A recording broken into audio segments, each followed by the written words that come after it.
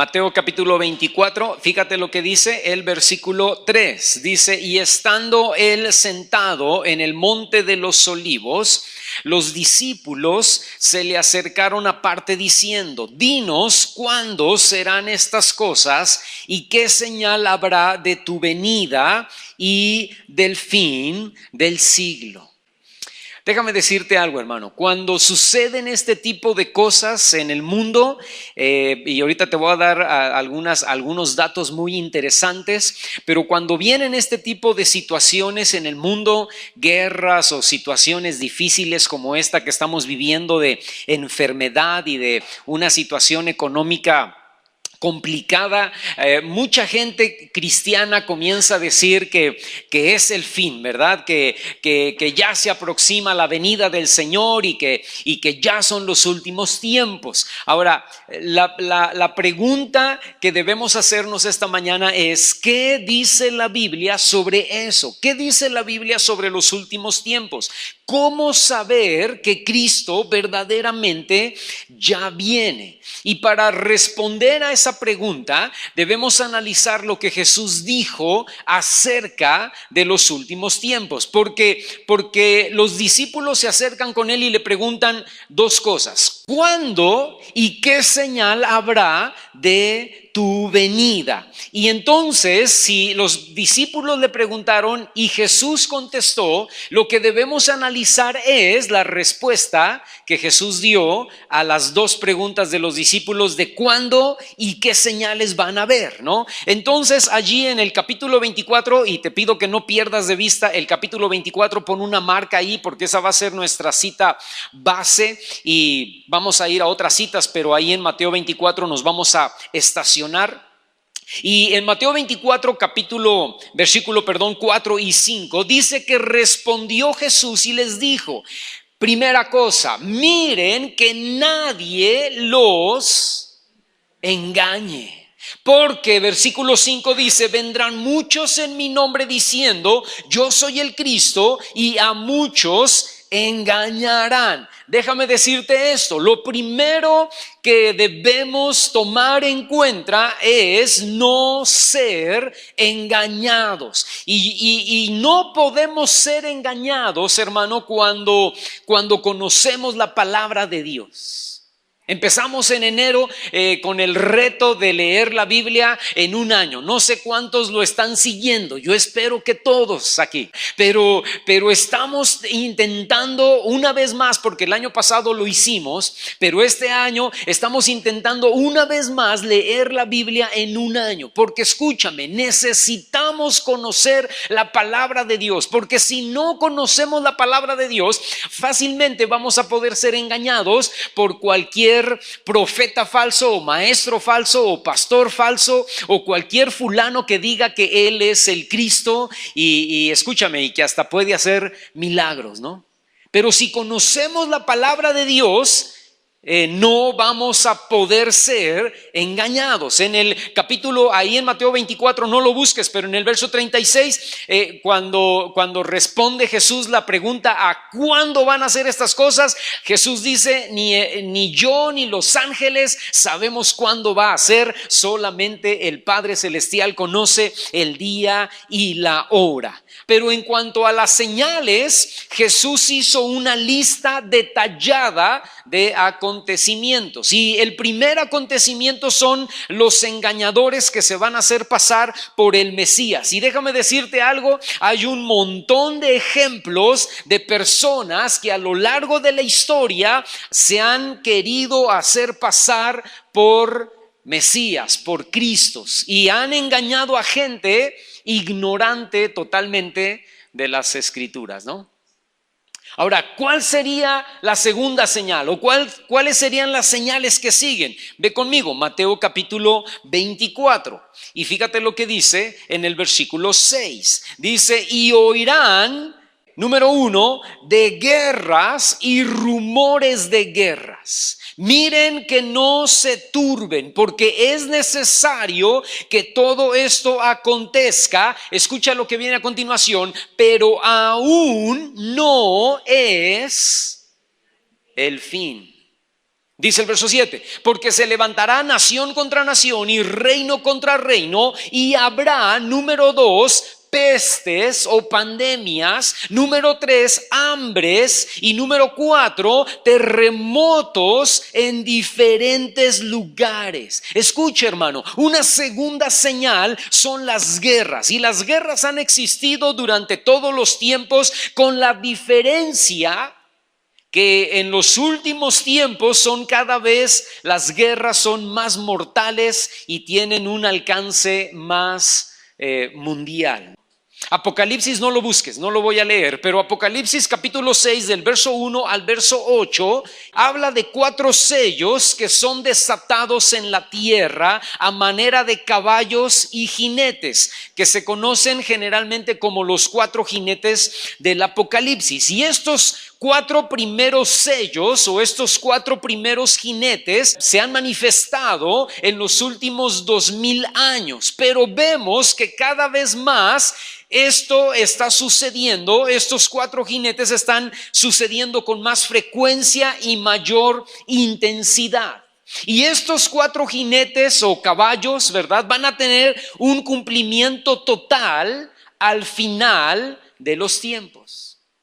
Ahora, el primero es un caballo blanco y quien lo monta es un conquistador, como por ejemplo Napoleón o Hitler o Mussolini o Alejandro Magno.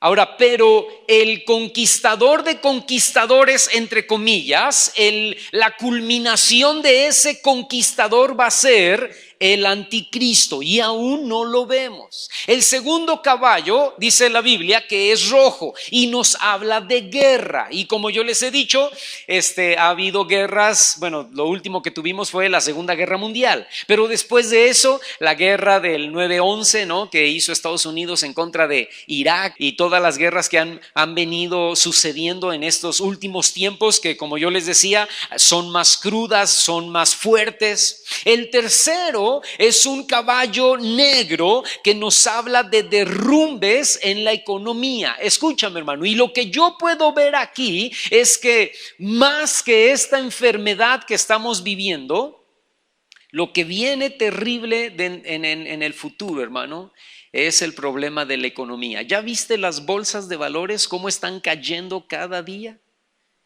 Y todo eso, hermano, está apuntando hacia un sistema global, un sistema único de economía que va a ser manifestado en el anticristo. No ha llegado, pero vamos en ese carril. El cuarto es un caballo amarillo que nos habla de muertes, porque el que lo monta dice ahí en la Biblia, en Apocalipsis capítulo 6, que es la muerte, y el Hades lo sigue, y son las muertes causadas por guerras, pandemias, hambrunas y terremotos que Jesús mencionó allí en la cita que acabamos de leer de Mateo capítulo 24, versículo 7. Entonces la muerte viene como consecuencia de pandemias, hambrunas, terremotos y guerras. Y todo esto va a tener su culminación, vuelvo a repetirlo, con el anticristo. La palabra que Jesús usa para pestes allí en la cita que leímos es la palabra loimos, que significa plaga, enfermedad, pestilencia. Y estas han ido en aumento al pasar de los años. Fíjense qué interesante. Yo me puse a investigar, ¿no? Entonces, en el año 430 después de Cristo, sucedió la peste de Atenas, que mató allí a algunos miles de personas, ¿no? Y luego del año 430 te saltas hasta el año 1346. Fíjate cuánto tiempo, del año 430 hasta el 1346, cuando sucedió la peste negra o la peste bubónica en Europa, que mató a miles de personas. Y de allí, fíjate, de 1346 te saltas hasta 1918. 1346 hasta 1918, que sucedió la gripe española en España, ¿no? Y contaminó también a toda Europa. Y de 1918 te saltas hasta 1981, pero ¿te das cuenta cómo se van acortando los tiempos? 1981, el SIDA, que ya fue a nivel mundial, y luego en el 2002, de 1981 al 2002 con el SARS. Y luego, fíjate ahora cómo ya se acortaron los tiempos. En el 2005 con la gripe aviar H5N1 y luego en el 2009 con la gripe aviar H1N1 y luego en el 2014 el ébola en África y luego en el 2016 el Zika y luego en el 2019 el coronavirus. 2002, 2005, 2009, 2014, 2016, 2019. Y no me extrañaría, hermano, que pasando esta pandemia tuviéramos otra pandemia para el 2021 o el 2022.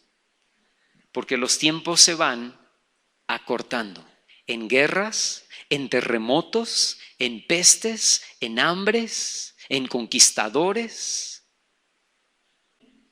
En medio de todo esto, Jesús dice, pero no se turben, no tengan miedo, porque Isaías capítulo 26, versículo 3, dice que Dios puede guardar en completa paz aquel cuyo pensamiento en Él persevera, porque en Él ha confiado. Y luego dice el verso 4, confíen en Jehová perpetuamente, porque en Jehová el Señor está la fortaleza de los siglos. Amén. A pesar de todas las calamidades, escucha, dice Jesús, y aún no es el fin. Fíjate, regrésate ahí a Mateo capítulo 24, el versículo 6 que leímos, y al final del versículo 6 dice, no se turben, es necesario que todo esto acontezca, pero en el verso 6 al final dice, pero aún no es el fin. Hermano, pero ¿cómo cree que no es el fin? Vea lo que está pasando, ¿verdad? El coronavirus, las bolsas cayendo, esto es el fin. Y Jesús dice, no señores, esto no es el fin. Fíjate lo que dice el versículo 8. Más bien todo esto va a ser solo, escucha hermano, principio de dolores. Y estamos en ese preciso punto, como una mujer que le están comenzando apenas los dolores de parto. Yo no puedo saber qué es eso porque no soy mujer, pero las mujeres me van a entender bien, ¿verdad? Cuando apenas estás en el momento de decir, ay, creo que ya, ¿verdad? Ay, qué dolor, qué dolor. Y si tuvieras un doctor ahí cerca, le diría, no, señora, espérese unas horas. Todavía no está en la sala de expulsión. Porque una cosa es estar en la sala de tu casa diciendo, ay, creo que ya. Y otra cosa, y tener dolores allí, y dolores, mis respetos para las señoras, ¿verdad? Dolores yo creo que fuertes, yo creo que yo no los aguantaría. Yo creo que yo 2 meses antes de dar a luz yo diría, ya no aguanto, ¿verdad? Porque soy hombre, ¿no? Y somos bien machos. Pero la mujer, mis respetos, ¿no? En la sala de tu casa diciendo, creo que ya no aguanto. Una cosa es eso y otra cosa es estar en la sala de expulsión diciendo, ahora sí, estos sí son dolores, ¿verdad? Esta sí es la verdad. Y dice Jesús, cuando vean las hambrunas, cuando vean las pestes, cuando vean las guerras, cuando vean los terremotos, todavía no es el fin, apenas está empezando el principio de los dolores. Fíjate, porque dice el versículo 9, ve conmigo ahí, Mateo 24, 9, porque aún se pone peor, ¿verdad? Todavía viene lo peor. Dice, porque entonces, después de eso, después de las hambrunas, los terremotos, las pestes, las guerras, los van a comenzar a entregar a tribulación. Escucha, hermano. Y los matarán. No, como creen, hermano, nosotros no vamos a ser muertos. Pues Jesús dice lo contrario. Dice que se va a soltar una persecución tan terrible, tan increíble, que algunos de nosotros vamos a morir y serán aborrecidos de todas las gentes por causa de que son cristianos, por causa de mi nombre, por causa de confesar, por causa de declarar que yo soy el Señor en sus vidas, y que no van de acuerdo con las cosas que hay en el mundo y no van de acuerdo con las cosas que están en el mundo y no van de acuerdo con la manera en que el mundo ve la vida y ve la forma de vivir. Y por esa causa, la gente que no esté de acuerdo con su cristianismo y que no esté de acuerdo con su vida, los van a perseguir y los van a aborrecer y los van a odiar de tal manera que probablemente muchos de ustedes o algunos de ustedes mueran por causa de la tribulación. ¿Estás escuchando, hermano? Viene una persecución que aún no hemos visto. Vemos persecuciones esporádicas. Alguien puede decirme, hermano, pero en países musulmanes ya están siendo perseguidos. Sí, pero Jesús no está hablando aquí de una persecución local, está hablando de una persecución mundial, de una persecución global. Y viene la persecución, escúchame, junto con la apostasía. ¿Qué es la apostasía? Es la renuncia de una persona a sus creencias religiosas. La apostasía es cuando una persona abandona su fe. Porque no es lo mismo seguir a Jesús cuando todo está bien y todo está en calma, que en medio de la tormenta y en medio de la persecución, donde se demuestra quiénes realmente son fieles y verdaderos. Hebreos, ve conmigo ahí por favor, capítulo 10, Hebreos en el capítulo 10.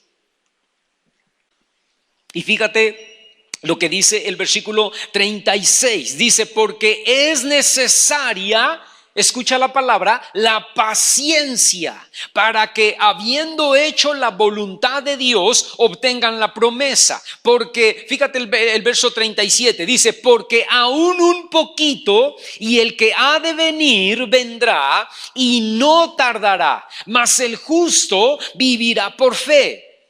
Ahora fíjate la frase que viene. Y si retrocediere, hermano, pero ¿a poco podemos retroceder? Sí.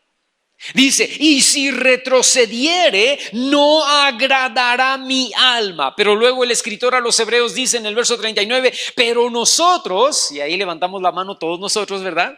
Nosotros no somos de los que retroceden para perdición, sino de los que tienen fe para preservación del alma. Escúchame, ¿qué está diciendo Jesús? Lo que Jesús está diciendo es, de entre ustedes se van a levantar personas cuando vean que la cosa se está poniendo aún ya más complicada, que ya no son nada más guerras, que ya no son nada más pestes, que ya no son nada más pandemias, que ya no es nada más hambre, que ya no nada más es la situación económica mundial, sino que ahora el mundo verdaderamente los está rechazando y los está odiando y los está aborreciendo. Entonces se van a levantar cristianos, verdaderos cristianos, verdaderos entre comillas, que van a apostatar y que van a decir, no, ¿sabes qué? Yo así ya no juego.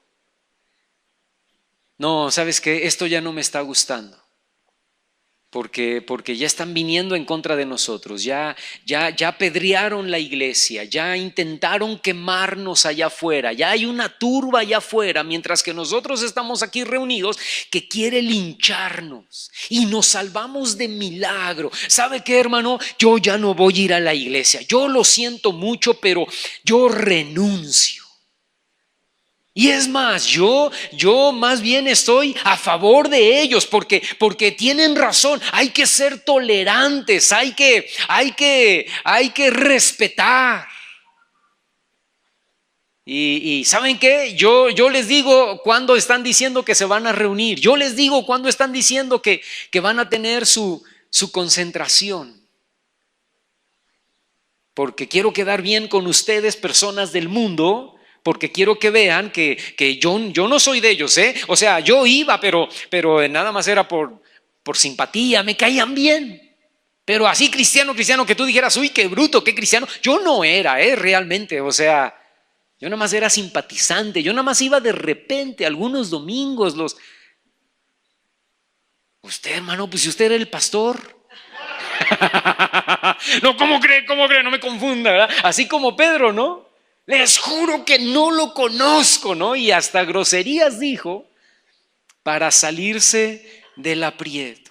Fíjate lo que dice Mateo capítulo 24, versículo 11. Y después de eso, dice Jesús, muchos falsos profetas se van a levantar y van a engañar a muchos. Escucha lo que viene a continuación. Y por haberse multiplicado la maldad, como si ahorita no estuviera multiplicada la maldad. O sea que vienen tiempos más difíciles. Y por haberse multiplicado la maldad, el amor de muchos se enfriará. Pero, dice el versículo 13, o más, el que persevere hasta el fin, este será salvo. No lo busques, pero en Lucas 18:8 Jesús pregunta más o menos lo mismo. Dice, pero cuando venga el Hijo del Hombre, ¿hallará fe en la tierra? Entonces, fíjate, el amor y la fe, al final de los tiempos, el amor y la fe van a ser sacudidos a causa de tres cosas: las pruebas, el pecado y la maldad. Y solo los verdaderos seguidores del Señor son los que van a aguantar esa prueba. Y es importante recalcar, hermano, que Jesús dice, el que persevere hasta el fin, el que persevere en la fe, el que persevere en el amor, a pesar de todos los sufrimientos. La palabra que Jesús usa allí para perseverar en griego es la palabra hupomoné, que significa resistir, aguantar, ser constantes, tener paciencia. Y Hebreos, regrésate allí en el capítulo 10, en el versículo 23, dice que debemos mantener firme sin fluctuar la profesión de nuestra esperanza, porque fiel es el que prometió. Dice que debemos mantener firme, sin fluctuar, nuestra fe y nuestro amor. Nuestra fe y nuestro amor nos debe llevar a perseverar. Nuestra fe en el Señor y nuestro amor por Dios. Significa que tu fe y tu amor te debe llevar a perseverar ahorita que estás pasando por pruebas que realmente no son tan difíciles ni tan complicadas. Esto del coronavirus, hermano, esto no es nada. Esto si se viene una crisis mundial económica, esto no es nada. Jehová Jireh, Él es nuestro proveedor. Jehová Rafa, Él es nuestro sanador. Y esto no es nada a lo que se viene cuando realmente Cristo esté por llegar. Y eso puede suceder, escúchame, en 6 meses más, en 1 año más, en 2 años más, en 5 años más. Pudiera ser que también en 50 años más, no lo sabemos, pero necesitamos estar preparados y pasar estas pequeñísimas pruebas de hoy con amor y fe en el Señor. Porque si no pasamos las pequeñas pruebas de hoy, ¿cómo vamos a pasar las pruebas difíciles de mañana? ¿Estás conmigo? Dice Mateo capítulo 24, verso 14. Y entonces, dice Jesús, será predicado este evangelio del reino en todo el mundo para testimonio a todas las naciones. Escucha, y entonces sí, vendrá el fin. Alguien dice, hermano, pero ¿no cree usted que ya se predicó este evangelio en todo el mundo? Pues yo me imagino que no, porque no estamos viendo todavía el fin tan cerca como se los acabo de explicar, ¿no? Y fíjate lo que dice segunda de Pedro en el capítulo 3, en el versículo 9, porque Pedro dice, hay algunos que se burlan y dicen, ¿desde cuándo están diciendo Cristo viene, Cristo viene, Cristo viene y no pasa nada? Y Pedro contesta esa pregunta y dice, no, Señor, no estamos mintiendo y Cristo no es un mentiroso y sí viene, pero lo que pasa, dice en el versículo 9, es que el Señor no retarda su promesa, según algunos la tienen por tardanza, sino que es, ¿qué dice ahí, hermano?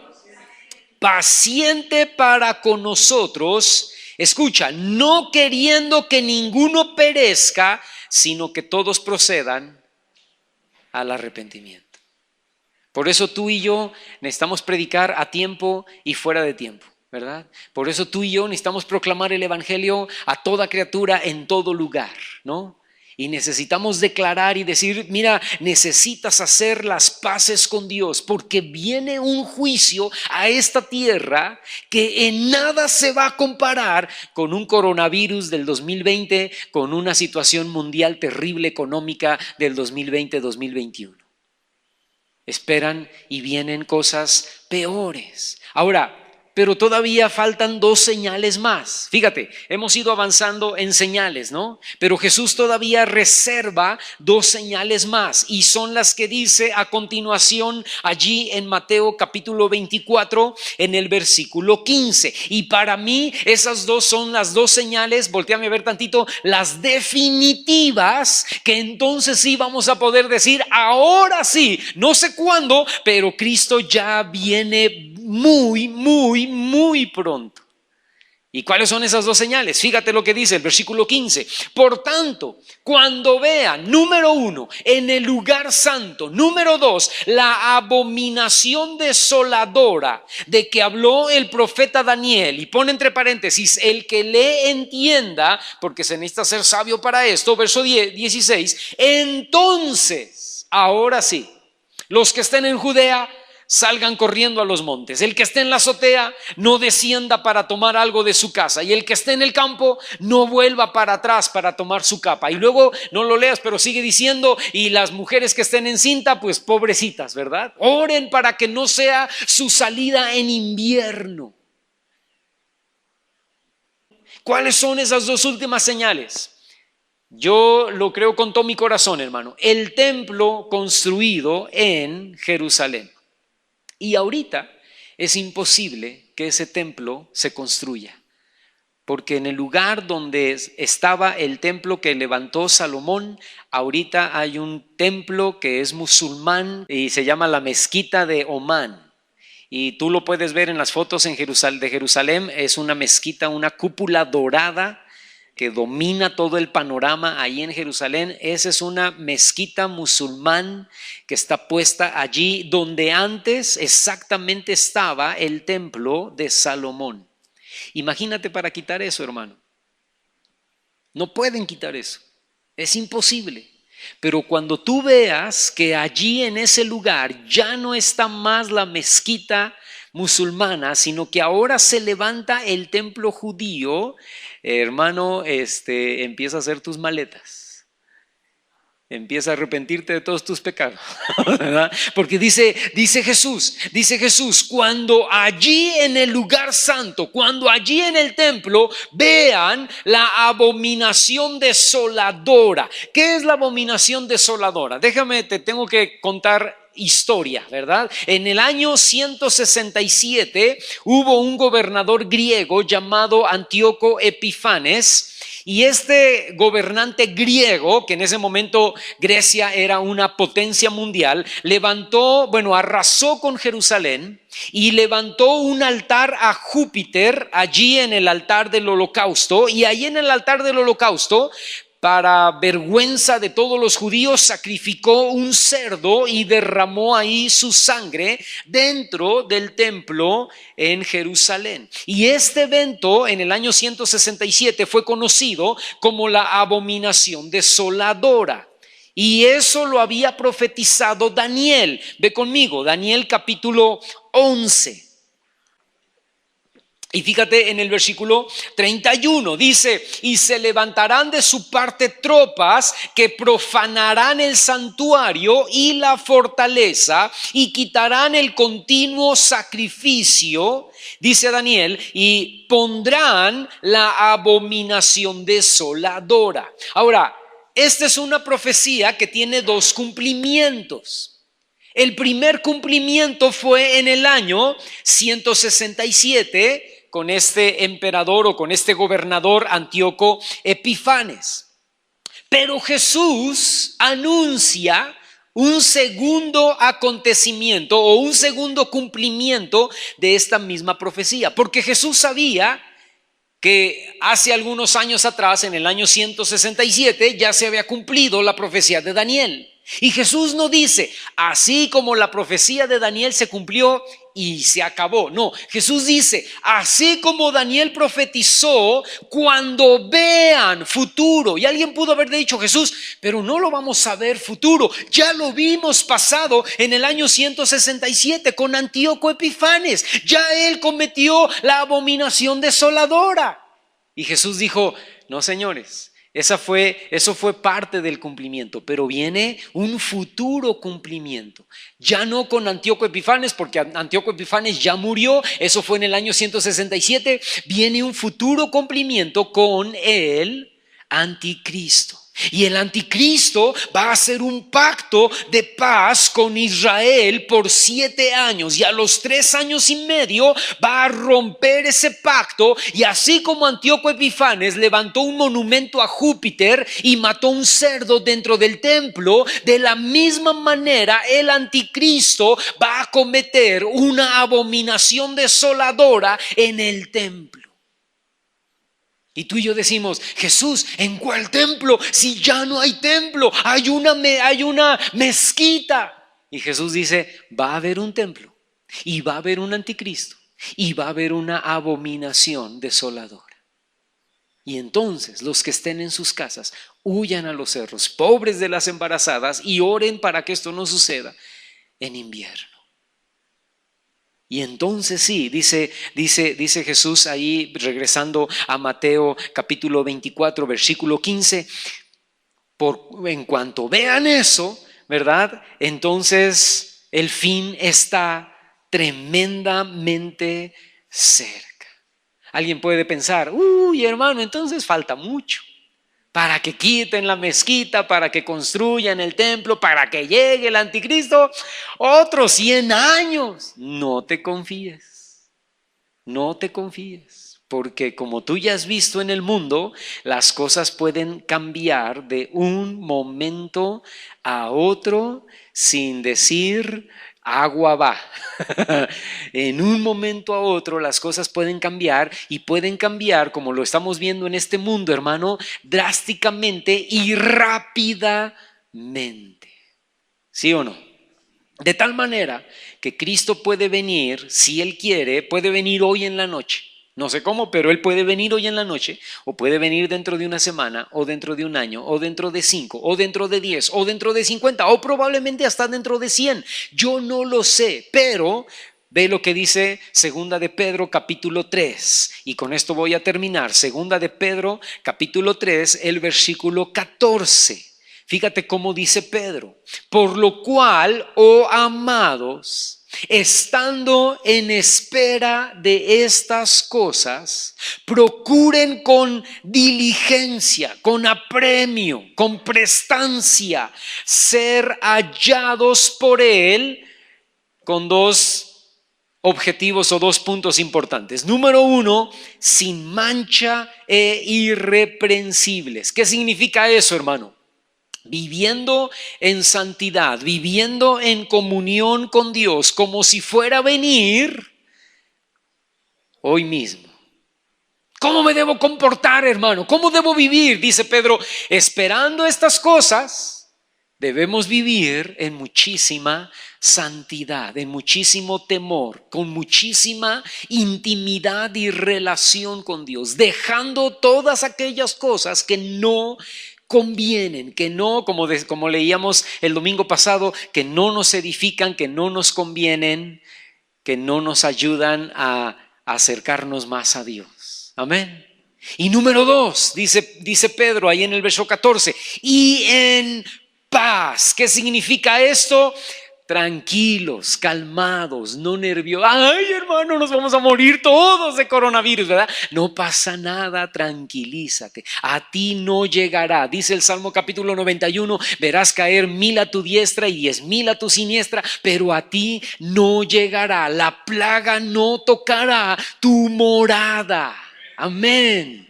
No tengas temor, no pasa nada. Y si te enfermas de coronavirus, no vas a morir. Y si te mueres de coronavirus, te vas con el Señor. Amén. Mi vida está confiada en Cristo. No importa lo que venga, no importa lo que pase, no importa lo que suceda, mi confianza está puesta en el Señor. ¿Cuántos dicen amén? Y yo necesito vivir una vida entregada y santificada para Él. Amén. Vamos a ponernos de pie en esta mañana. Y vamos a orar.